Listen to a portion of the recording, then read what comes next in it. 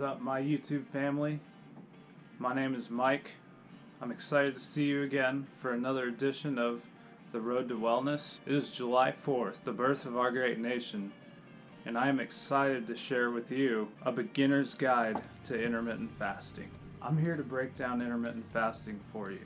I'm going to simplify it so you know how to fast and how to optimize your fast. Now, there's many different reasons why you might want to fast, some including fat loss, muscle gain, and overall wellness. Fasting has many benefits. Some of those benefits include taking your insulin to baseline for a long period of time, which allows your cells to become more receptive to insulin. Another benefit of intermittent fasting is increasing your fat burning window. When you go to sleep, you're in a natural state of fasting. Your body runs out of glycogen stores and starts to burn fat throughout the night. And that's why you may notice in the morning you weigh a little bit less than you did the night before. So, by continuing your fast after you wake up, you're extending that fat burning window for a longer period of time. Now, another awesome benefit of intermittent fasting is the profound increase in HGH levels in the body. HGH, human growth hormone, is responsible for helping your cells to regrow and is especially important in building muscle. A lot of people already know this. That's why in the 70s and 80s, Olympians were taking HGH to boost their muscle gains. Now, another benefit of intermittent fasting is the anti-inflammatory properties that have been proven by scientific research time and time again. Intermittent fasting has been proven to reduce c-reactive protein levels, which is a biomarker for inflammation in the body.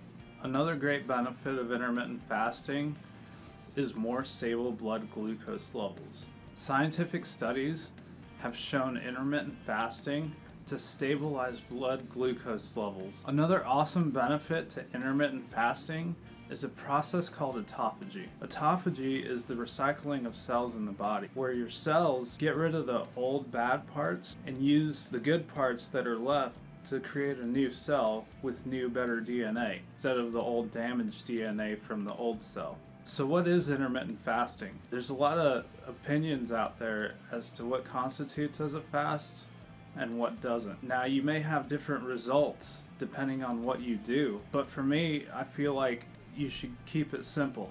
I like the KISS method. Keep it simple, stupid. So for me, the best fast is a water fast, where you only consume water. The reason I believe in this is because some scientific researchers out there will tell you the second you consume anything in the way of coffee, black coffee, green tea, or anything of the sort, it starts enzymes in your body that break down those organic material. Can you boost the effects of intermittent fasting with these methods? Of course you can. And I'll go into those in a little bit. But overall, I think the best way to fast is to just keep it simple, water only, maybe some Himalayan pink salt in your water for electrolytes and the essential minerals that your body needs for some of these biological processes. But water is the best method. So when you start fasting, the most important thing, as I've stated before, is sustainability. You've got to find a way to work this into your life, which makes it more convenient to you. That being said, you have basically two options. Start pushing breakfast further into the day. If you normally eat breakfast around 7 a.m. before you go to work, let's try taking something to work and try getting it in around 9 a.m. We're going to continually start pushing that breakfast until eventually we eliminate it. Or you can do this with dinner, depending on what works best for you. Some people have families, so the easiest thing for them to do is eliminate breakfast, because they still want to go home and sit down with the family and have that family time. Or maybe you have a social life and you like to go out with friends after work. Well, cutting out dinner might not be the best option for you, because you don't want to be that person just sitting at the table with water while everybody else is eating. No, it might be rough to start fasting, and they have a saying, when you're looking for an excuse, any excuse will do. If there's something in your life that prevents you one day from fasting, don't give up on it. Just pick it back up the next day. You'll find excuses, I'm sure, but keep on it, and you'll see the effects of intermittent fasting. Since we're talking about sustainability, this is the importance on easing into fasting. Some people will jump right in and fast for 20 hours and eat within that 4-hour window, and let me tell you firsthand, it feels terrible trying to jump into intermittent fasting without easing into it. Because your body gets on a rhythm and it starts expecting foods at certain times, and when you don't give it to it, your body kind of freaks out a little bit, but those waves of hunger go away. If you have the willpower to jump into it head first, okay, that's great, but for most people, in order to sustain this way of life, you have to ease yourself into it and get your body used to not having an unlimited source of dietary calories. You want your body to start feasting on the fat that you already have. So another important thing to do when you're fasting is to cut out any and all snacks. You want to eat meals when you have mealtime. You want to eat a decent meal at lunch with lots of fats, good fats, and low carbs, and definitely no refined sugars. In fact, I've been finding out recently that refined sugars can be linked, maybe indirectly, but they do have a correlation with the rate at which people get cancer. So cut out all refined sugars where you can.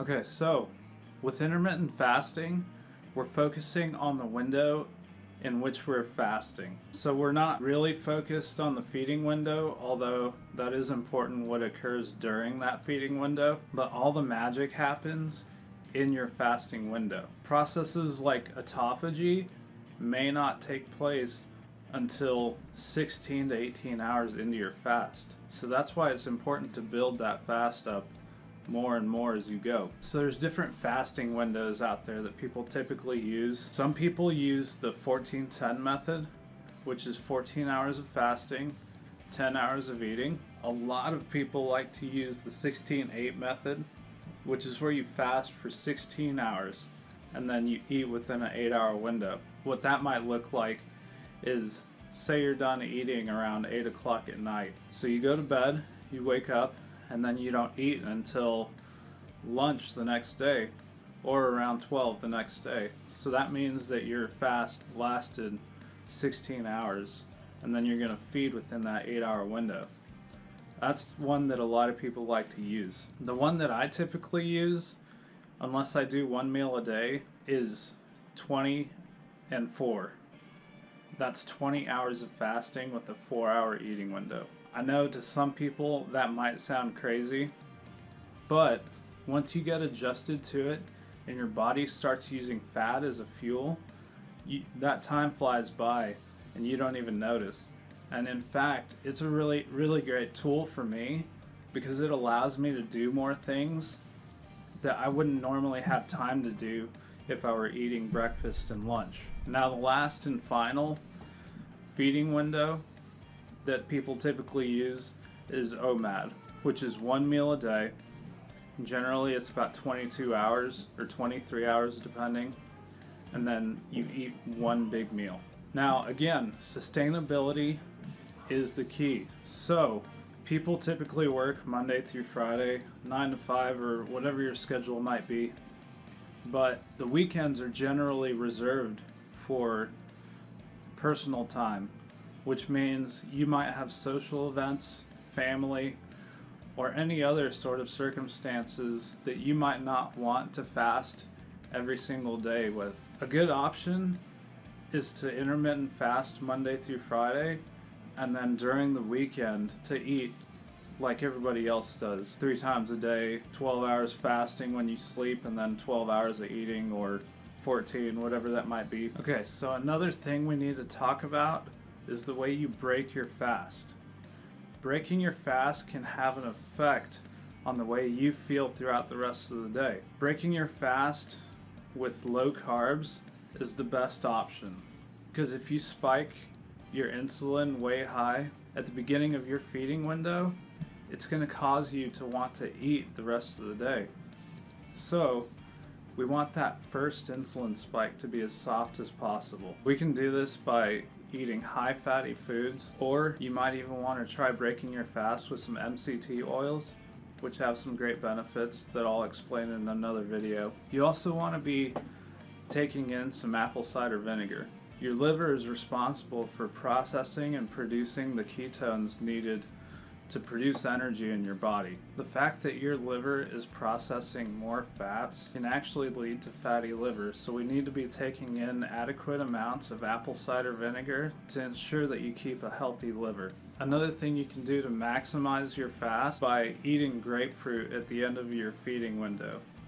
This can actually tell your liver to start burning fats for fuel instead of carbohydrates. Another thing you need to be cognizant of is having high potassium in your diet, because when you're fasting, you're peeing out a lot of important minerals that you need and electrolytes. So you need to make sure you've got adequate electrolytes in your body and adequate potassium so you can stay hydrated. A good option for this is pink Himalayan salt.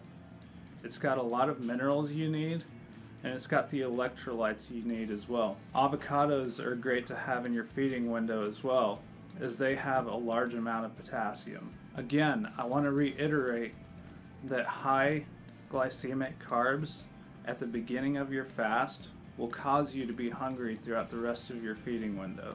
So let's make sure we take care of that first insulin spike. Okay, so now we know what intermittent fasting is and how it works. Best thing to do is to keep it simple. Water and electrolytes. Now you can add coffee or green tea, no sugar, no cream, because it will help mobilize fats in the body. But again, the caveat there is that you start digestive enzymes that are needed to process those things. So it may or may not be the best option for you. The best thing to do is to try it out and see how you feel. Also, breaking your fast and the way you break your fast is important. So keep in mind when breaking your fast to keep those starchy, high glycemic load carbs out of the equation. The other thing we need to be cognizant of is sustainability. Do this in a way that makes it more convenient for you. If you have a social life at night, then maybe you should do your fast in the morning. If you have a family life on the weekends, maybe you shouldn't fast on the weekends. It's all on how you want to do it and what's more convenient for you. Thank you for watching. I will post some good scientific research in the description of this video on the effects and benefits of intermittent fasting, and I hope you stay tuned to this channel. If you like this channel, please give me a like so it'll help get this video out to more people. Share this video with important people to you if you care about their health, and subscribe. You can also check us out on Twitter at RD2Wellness. Again, that's RD2Wellness. This is where I'll post continual information on things that are making you ill and things that are making you well, and how you can maximize your life and your potential to live healthy. Thanks, and I'll see you next time.